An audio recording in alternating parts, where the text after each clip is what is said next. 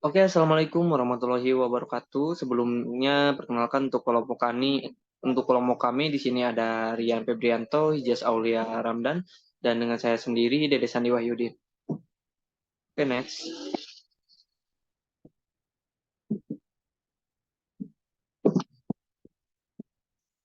Oke, untuk materi kita kali ini, di sini kita membahas tentang materi hukum adat ya, teman-teman. Baik, di sini ada pengertian sistem hukum adat. Nah, sistem hukum adat ini tuh adalah sistem hukum yang berlaku di Indonesia dan bersumber dari nilai dan norma yang ada di tengah masyarakat. Pada sistem hukum adat tidak tertulis dan dibentuk dari kesepakatan norma yang ada di masyarakat. Nah, hukum adat ini juga diakui oleh negara sebagai hukum sah dan memiliki tujuan untuk mengatur tingkah laku dalam kehidupan bermasyarakat. Hukum adat ini juga memiliki sumber-sumber hukum seperti adat istiadat atau kebiasaan masyarakat. Oke, next. Ya, baik. Kelewat. Nah, baik, untuk di Indonesia sendiri itu dipengaruhi oleh budaya dan agama yang ada di masyarakat seperti hukum adat suku-suku di Indonesia dan hukum Islam. Meskipun hukum adat tidak tertulis, namun hukum ini tuh telah dilakukan secara turun-temurun ya oleh masyarakatnya. Sistem hukum adat ini juga memiliki peran penting dalam mengatur jalannya pemerintah dan menciptakan keadilan ketertiban di lingkungan masyarakat. Oleh karena itu, hukum adat harus ditaati oleh seluruh warga negara dan pemerintah harus menjalankan hukum adat dengan adil dan bijaksana. Baik, selanjutnya di sini ada karakteristik sistem hukum adat. Untuk yang pertama di sini ada kekuatan normatif. Nah, sistem hukum adat ini tuh memilih kekuatan normatif ya yang kuat di dalam masyarakat adat. Norma-norma hukum adat ini dihormati dan ditakuti oleh anggota masyarakat sebagai bagian dari identitas budaya mereka. Yang kedua ini ada berpusat pada komunitas. Nah, sistem adat itu berfokus pada kepentingan komunitas dan mempertimbangkan aspek sosial, budaya, dan spiritual dalam pengambilan keputusan hukum. Keterlibatan komunitas dan konsensus seringkali menjadi prinsip penting dalam menegakkan hukum adat. Nah, yang ketiga di sini ada keunikan dan fleksibilitas. Nah, setiap sistem hukum adat ini tuh memiliki karakteristik dan norma yang unik sesuai dengan budaya dan tradisi masyarakat yang mengamalkannya. Sistem hukum adat ini tuh cenderung fleksibel ya dan dapat beradaptasi dengan perubahan sosial dan lingkungan.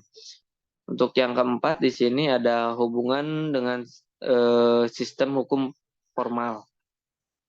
Dalam beberapa kasus, sistem hukum ini tuh beroperasi secara paralel ya dengan sistem hukum formal yang diterapkan oleh negara.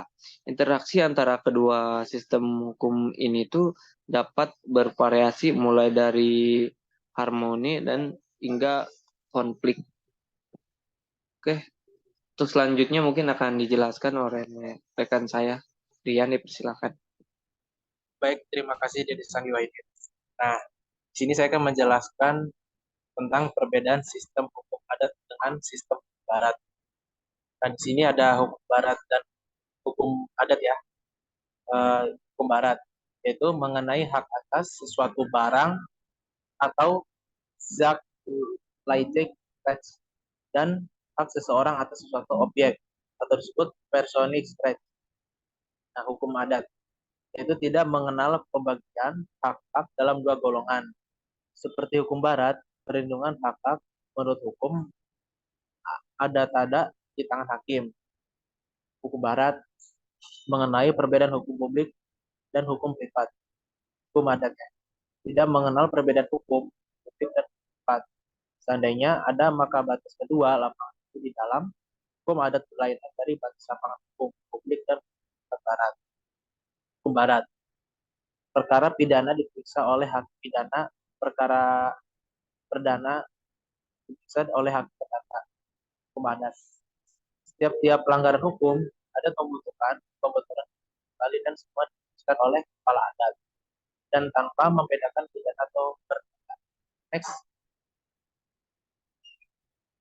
Nah, di sini ada fungsi-fungsi manfaat hukum adat.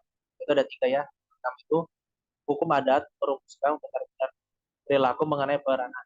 Yang kedua, perilaku dengan segala akibatnya dirumuskan secara menyeluruh. Dan yang ketiga, pola penyelesaian sengketa yang kadang bersifat simbolis. Next.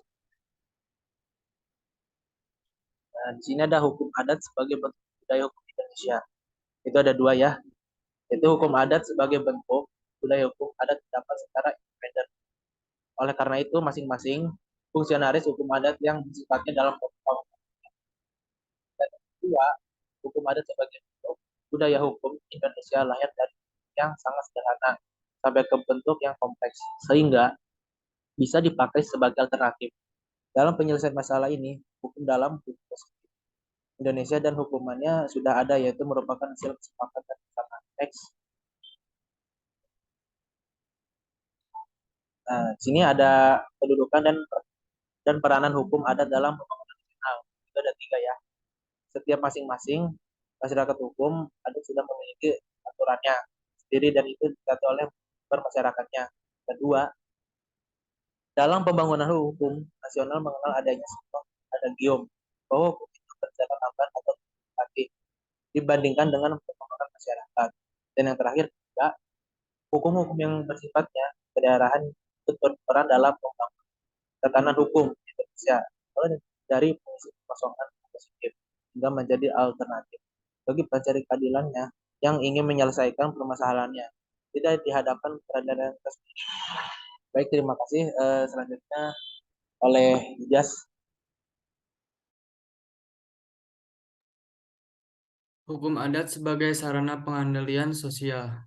Yang pertama, pengendalian sosial dalam hukum adat lebih memiliki efek dibandingkan pengendalian sosial yang dilakukan oleh aparat negara.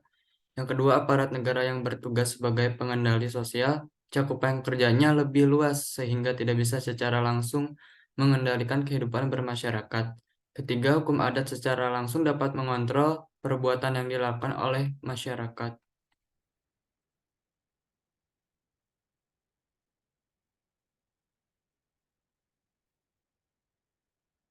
Dan ada tujuan hukum adat. Yang pertama, untuk mengatur tingkah laku dalam kehidupan bermasyarakat. Siapapun yang melanggar akan dikenakan sanksi. Yang kedua, hukum adat diakui oleh negara sebagai hukum yang sah. Setelah Indonesia merdeka, dibuatlah beberapa aturan yang dimuat dalam Undang-Undang Dasar atau UUD 1945 mengenai hukum adat. Salah satunya adalah pasal 18B ayat 2 UUD 1945. Sekian dari kelompok kami. Terima kasih.